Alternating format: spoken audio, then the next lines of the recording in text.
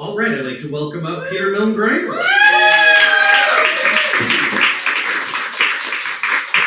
Who is a poet and science fiction writer based in NYC, where we all are right now.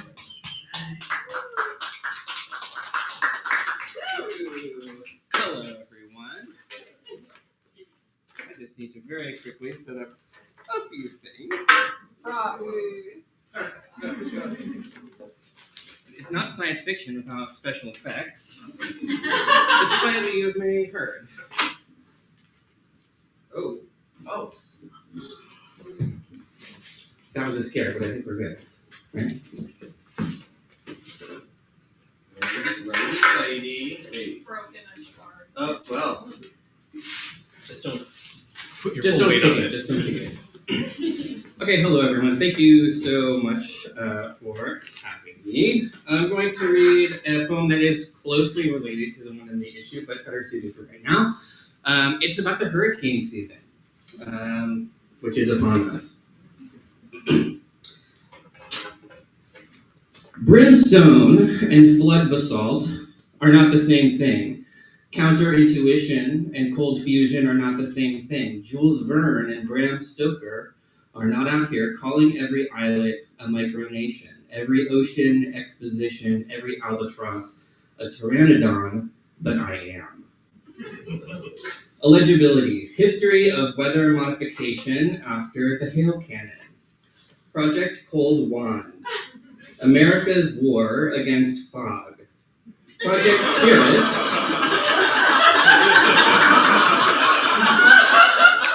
Wow, got started real fast, thanks.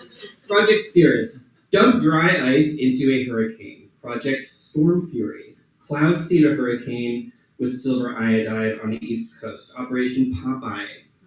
Cloud seed the Ho Chi Minh Trail. Operation Argus. Create artificial radiation belts in the sky with nukes.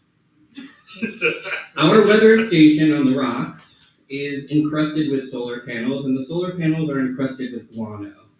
The arches of guano, the friezes of guano, the pinnacles of guano, the chapter houses of guano, the personages of guano, the fleurons of guano, the blades and gables of the rocks, the craters and pits of the rocks, the grotesques and chimeras of the rocks. There's nothing quite like watching all that energy and death.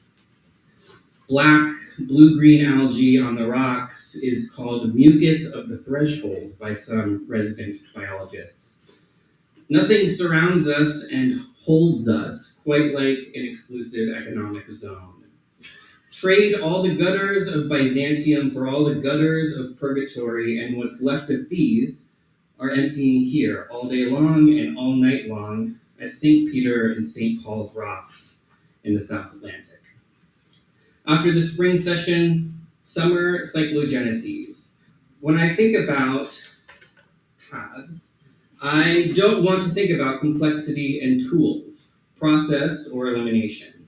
When I think about belongings, I want to be safe from grief. When I think about evacuation, the painted caves finger fluting isn't an annal of vivid self-abasement. So why is that what comes to mind first? The desire and dread of the countdown mentality. There are no caves here. Here, there are experts amongst coelacanths and guests amongst tectonic regimes, coelacanths amongst guests, conning towers amongst waves, dowsing rods amongst radar pickets.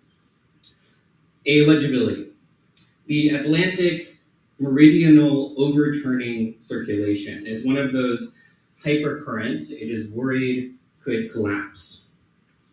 Is it a song if an effigy can sing? Is it a golem if instruments are heard? Is it an essence if there is portrayal of movement? Is it oblivion if its facets of lucidity burn bright in its distances?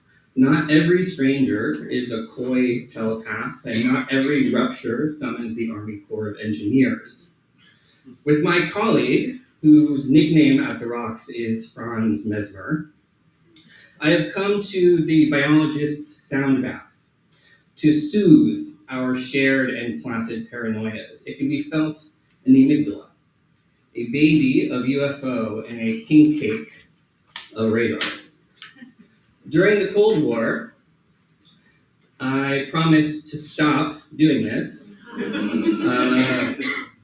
but I can't stop.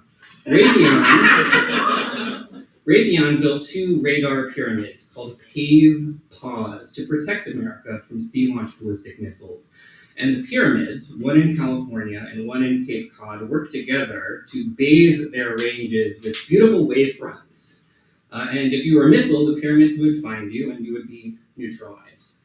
That's what it felt like to be above in this sea of frequencies, something pacified by a fatherly array. Cold plunge, hot stone, geyser-assisted myofascial release, belly button reopening ceremony, apple, a bob, and the baquette.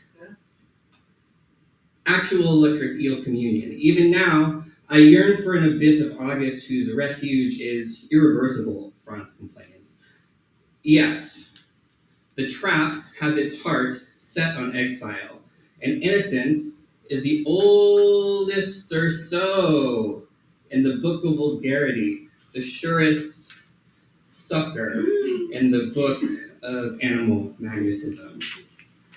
I wasn't sure what to say next. I envied the men he knew who knew everything when the little I knew felt so potent and universal.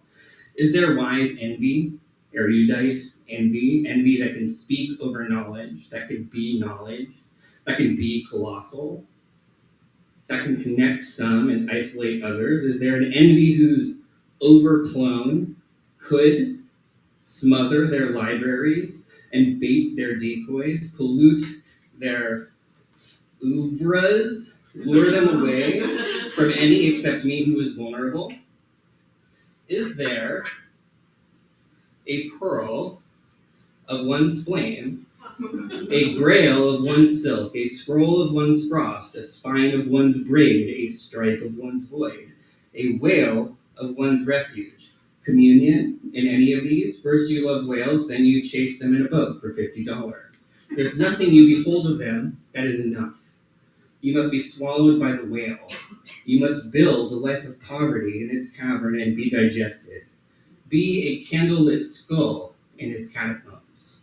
Then your shadowy atoms must travel through the umbilicus into the calf, into the brain of the calf, the heavy spine of the calf, the long nerves of the calf, the musculature of the calf, the navigation of the calf, the years of the calf. It was a dark time, and I was in a dark place. That time is still here, but it is hidden. It exerts obscurely and coheres covertly. That place is still here, but it is hidden. The visible does not always remember what happened here, but Franz does. Back in New York, we stood on a dead jetty. A seagull teased meat from a horseshoe crab, an old one. They can live to be 25. The jetty is a big, ugly thing that reminds us of amputation sequences in movies. It is the widow's walk of chthonic puff and shit, to be found in the crotch, we joke, of every river valley.